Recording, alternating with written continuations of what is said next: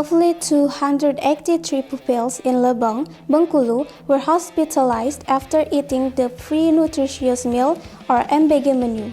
Police set up a health post. Hospital samples went to BPOM for lab tests. Case is not confirmed yet.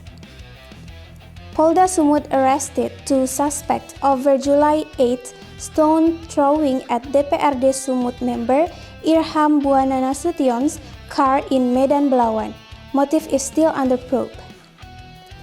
After a soap party viral clip, Bandung's Deputy Major Erwin led a joint inspection at Brotherhood Bunker, Ciumbulet on Tuesday, August 26. The city said permits are complete but flag management lapsed with an event organizer. A written pledge is required. Sections apply if Perda is broken. Good evening and welcome to SIP TV. Coming up next, we've prepared more compelling stories for you in tonight's edition of SIP News Highlight, August 28, 2025. I'm Fadia Sahira Zulham. Stay with us only on SIP News Highlight.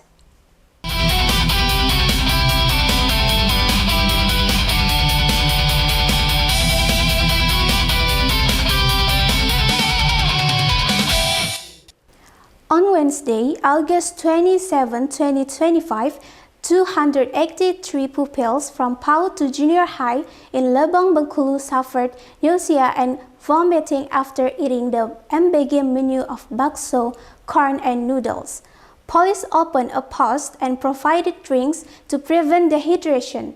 RSUD Lebong sent samples to BPOM Bengkulu for testing. Results are pending as of 7 p.m. WIB. Authorities in Lebong are handling a mass illness case linked to school meals under the Makan Bergizi Gratis or MBG program. Police said the number of treated students rose from about 130 to 283 across Puskesmas and RSUD Lebong. Symptoms start shortly after lunch on Wednesday, August 27. The menu included bakso, noodles, and corn. RSUD Lebong's medical team collected vomit and leftover food, then sent them to BPOM Bengkulu for testing. The hospital said the lab work aims to check if the food was spoiled, expired, or contaminated by another factors. Officials emphasized the cause cannot be confirmed before lab result. Police open a temporary health post and distribute drinks to prevent dehydration while logistics and data collections continue. They coordinate with the local health office or Dinkes and school to track cases and stabilize students. Preliminary counts from other outlets mention 150 until 273 patients early in the day, reflecting a moving tally as students arrive at facilities. Officials caution that final numbers will follow verification by Dinkes and RSUD. BPOM has recently said is it ready to examine MBG-related items when needed. In the Bengkulu case, BPOM's lab analysis is now underway after RSUD submitted samples. Authorities ask parents to monitor children and seek care if symptoms persist. From Lebong Regency, the SIP TV News team for SIP News Highlight. This incident adds to wider scrutiny of MBG logistic and safety controls. While Lebong awaits BPOM results, national agencies have inspected MBG implements elsewhere. We look at prior checks, procurement safeguards, and how local governments are told to respond within 24 hours when clusters appear. National oversight of MBG has focused on two tracks: hygiene of the served food and safety of containers and utensils. On Wednesday, August 27, the National Standardization and Testing Agency or BGN and related authorities noted ongoing checks on MBG equipment while BPOM reiterated capacity. to test samples when issues arise. This aligns with today's Bengkulu step, where RSUD Lebong sent food and biological samples to be pumped for analysis. Typical MBG local protocols require school and district health teams to isolate suspected food batches, log all menus and supplier, and refer symptomatic students to nearby facilities. Dinkes then submit samples within the same day for laboratory testing. Interim numbers often change as more students present to care, which explain differing counts 150 until 283 across report. Key question now: were ingredients properly stored, cooked, and transported? Was the cold chain broken? Did cross-contamination occur at school level or earlier in the supply chain? PPOM's lab will test for bacterial toxin and lab contaminants. Timelines depend on test type. Until then, officials avoid name a cause. The outcome in Lebong will likely shape near-term guidance for other districts. If contamination is confirmed, authorities can issue target recalls and supplier reviews. If handling errors are found at school level, retraining and stricter monitoring will follow. Parents are urged to keep receipt or packaging where possible, and school to maintain complete kitchen logs. Most students are reported stable. The case remains under investigation. BPOM's findings will determine follow-up actions on suppliers and handling steps. Local police and health teams continue monitoring through Thursday, August 28, 2025. Viewers should expect an official update once laboratory results are released. We move to the main news next. Watch. Kejaksaan Agung seized a luxury house in Rancamana Golf Estate, Bogor on Thursday, August 26 and announced it Wednesday, August 27. The plot totals about 6,570 square meters across 3 SHJB certificates. The asset is suspected to be linked to money laundering in the 2018 until 2023 oil governance case at Pertamina. Prosecutors say the seized property sit on 3 SHGBs number 01169, 2,591 square meters, 01170, 1,956 square meters, and 01171, 2,023 square meters, with a combined area of roughly 6,570 square meters. Officials added the house was registered under a company to disguise ownership through funds allegedly came from Riza Khalid. The seizure followed a research on August 26. Kejagung has named 18 suspects in the wider case, including senior figures at Pertamina subsidiaries. The state loss has been estimated at 2,085 trillion rupiah, comprising financial loss and economic loss, according to earlier briefings.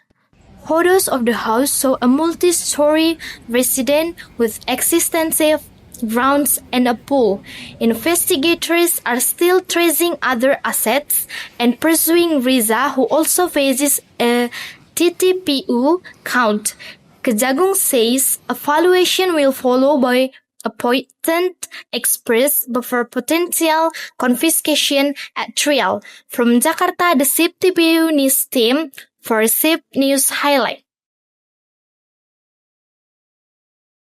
Next steps include asset evaluation, extended tracing of properties linked to the scheme, and coordination with courts for further legal action.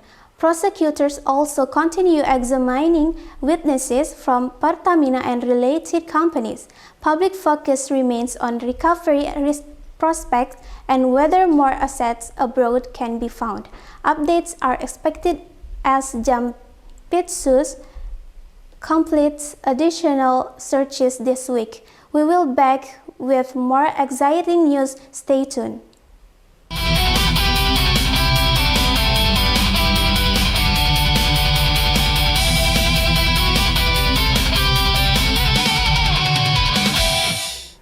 Viewers, you're still with me, Fadia Sahira Zulham on SIP News Highlight. For those of you who are new to the show, you can also follow tonight's entire news series live on the official SIP TV YouTube channel. Polres Tanah Karo mark the 77th anniversary of Polisi Wanita or Polwan with a discipline week at the headquarters parade held on Wednesday, August 27.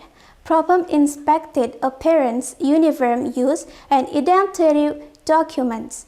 The activity aims to enhance professionalism and set an example for the public.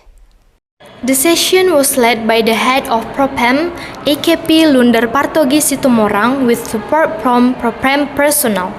Checks cover hair neatness, bun or tapol, nail hygiene, thoroughly and full compliance with uniform rules. Officer also verified each Polwan KTA or Policy ID, KTP, SIM, BPJS, and NPWP to ensure records are complete and current.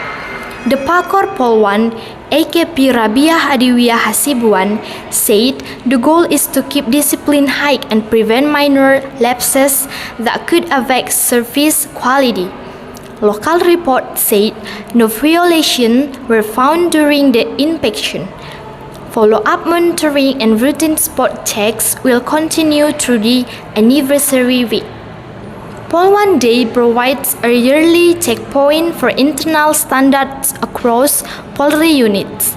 In Tanah Karo, commanders use the moment to refresh basic rules on uniform, equipment care, and on the duty conduct, while encouraging service-oriented interaction with citizens. From Karo Regency, the SIP TV News team for SIP News Highlight. With the inspection complete, Polres Tanah Karo will review documentation and schedule mentoring sessions where needed. The unit plans to broaden checks to vehicle readiness and case handling SOP, keeping service quality in focus during the anniversary period. A summary report is expected after Polwan Day events conclude this weekend. On Wednesday, August 27, 2025, North Sumatra opened a province-wide sheep market at Lapangan PTPN 1, Tanjung Morawa, Deli Serdang. Governor Bobi Nasution said the action spans 33 cities and regencies to stabilize stables and protect purchasing power.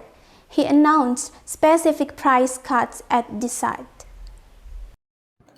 Organizer listed reduced price at the venue as PHP rice from 56,500 rupiah to 55,000 rupiah per 5 kilograms, eggs from 51,000 rupiah to 45,000 rupiah per tray, minyak kita cooking oil from 60,500 rupiah to 50,500 rupiah per kilometer, and sugar from 17,500 rupiah to 16,500 rupiah per kilogram.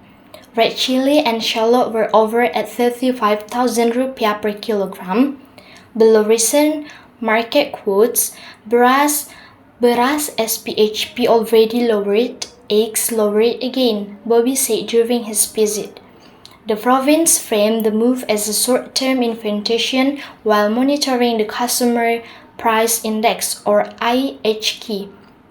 The Industry, Trade, Energy and Mineral Resources Office said synchronized Pasar Murah and Gerakan Pangan Murah would run on August 27 to 28 under the governor instruction, responding to rice pressure in recent weeks. Supply super includes a clear SPHP rice distribution. Officials note that since Monday 180 tons of medium SPHP rice had gone to districts and cities, while Bulog's deliveries to retail channels across North Sumatra reached roughly 2,000 tons. The target is to help anchor price as schools and households face heavier monthly spending. Growth at Tanjung Morawa and another point in Binjai reflected strong demand for discounted staples. Field officers tracked volumes and quickest and collected feedback to plan the next rotation. Authorities remind buyers of household pre-choice caps to spread benefit and preserve stock. From Delhi Serdang Regency, the SIP TV News team for SIP News Highlight.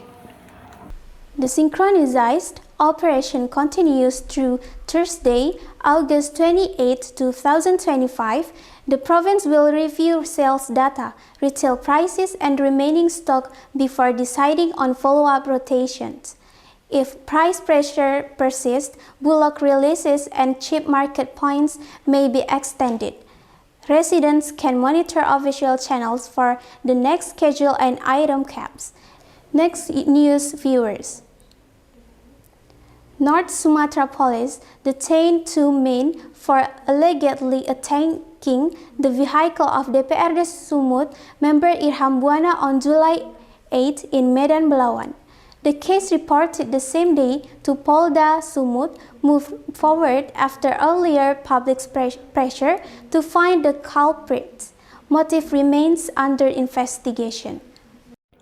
Police identified the suspect as Panji Kurniawan, 25, and Idir Ali or Kidir, 33. Both were arrested at different locations and are now held at the Polda Sumut detention facility. Investigators are building in the case file and tracing the route and action captured by witness accounts.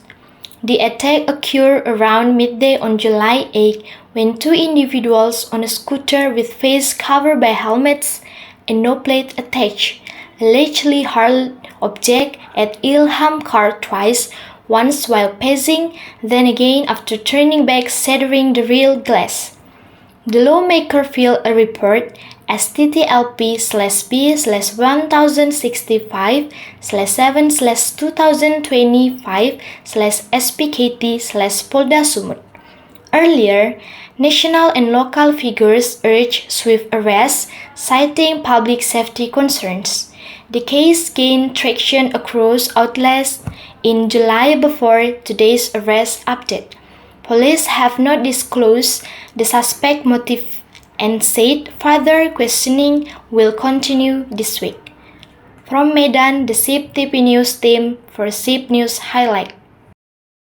Polda Sumut plans to conduct reconstruction and forensic checks on recovered items, plus CC review where available along the Belawan, Medan, Labuhan corridor. Prosecutors will be briefed once investigators lock in the charges. The victim side asked for a transparent process to deter similar attacks. Next update is expected after case handover. Viewers, after this break, we will be back with more exciting news. Stay tuned.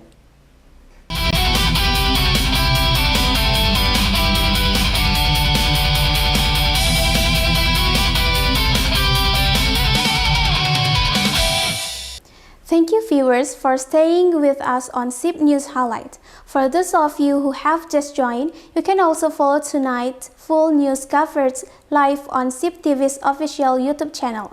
We continue with news from the Samosir administration via Disdikpora confirmed a 4.2 billion rupiah allocation for beasiswa and social aid in the 2025 budget. The program targets achievers and low-income learners from elementary to university level, with strict documents checks and school campus collaboration. Disdikpora Secretary Ronald Sinaga said the funds sit in APBD 2025 and will be apportioned by recipient numbers across levels. The breakdowns include beasiswa for SD 300 million rupiah, SMP 200 million rupiah, and SMA plus University 3.1 billion rupiah. Social assistance cover SD 250 million rupiah, SMP 150 million rupiah, and SMA or University 200 million rupiah. Official promise transparent and objective selection. School and campuses will help screen applicants, while the office verifies documents such as active student letter, report cards or transcript, and civil records. The program's aim is long-term human capital gains tied to raising the local HDI. Local media aid, the largest share goes to senior secondary and higher education to push competitiveness. The administration plans to publish guidelines and timelines shortly, enabling timely disbursement once the academic calendar milestones arrive. From Samosir Regency, the SIP TV News team for SIP News Highlight. District Para will release detailed criteria and application windows in coordination with schools and campus administrators. Applicants should prepare identity documents, proof of active study, and performance records. The office says this is part of a multi-year effort to build Samosir's talent base and keep access equitable. And the next news, viewers. Bandung's team checked Brotherhood bunker following public complaints over indecent scenes at a team event. Erwin, who heads the Edisi team, said the government will not tolerate rule-breaking entertainment. The venue holds for full permits, but the city noted negligence in events cooperation that must be corrected. The inception took place early Tuesday, August 26, 2025, WIB, with Satpol PP and related unit present. Authorities demanded a formal statement from management and warned of sealing if evidence showed a PERDA violation. Media reported complaints that the event displayed indecent acts, triggering community protest. Erwin said entertainment is allowed, but it must follow Bandung's rules and values. Initial checks found business permits complete, from restaurant and bar to nightclub and alcohol trade licenses, but Satpol PP cited negligence in working with the external event organizer. The city will summon both parties for clarification and possible sanctions. The case underscores increased scrutiny in nightlife compliance, including content controls during special events.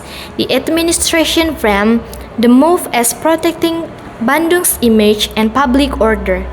A follow-up review is scheduled after written assurances are submitted and evidence is compiled. From Bandung, the SIP TV News team for SIP News Highlight. Brotherhood bunker has apologized and pledged to evaluate internally while cutting ties with the event's organizer involved. The city will check that commitments are honored and decide on sanctions if rules were broken. Residents are encouraged to report violations through official channels to support consistent enforcement. SIP News TV viewers, that concludes all the information we've presented for tonight's edition of SIP News Highlight. Thank you for staying with us. We'll continue to bring you the latest and most reliable updates every day. Don't forget to hit the subscribe button and activate your YouTube notification so you won't miss any of our upcoming news. I'm Fadia Zahira Zuham, along with the entire news team, signing off for tonight. See you in the next edition of SIP News Highlight.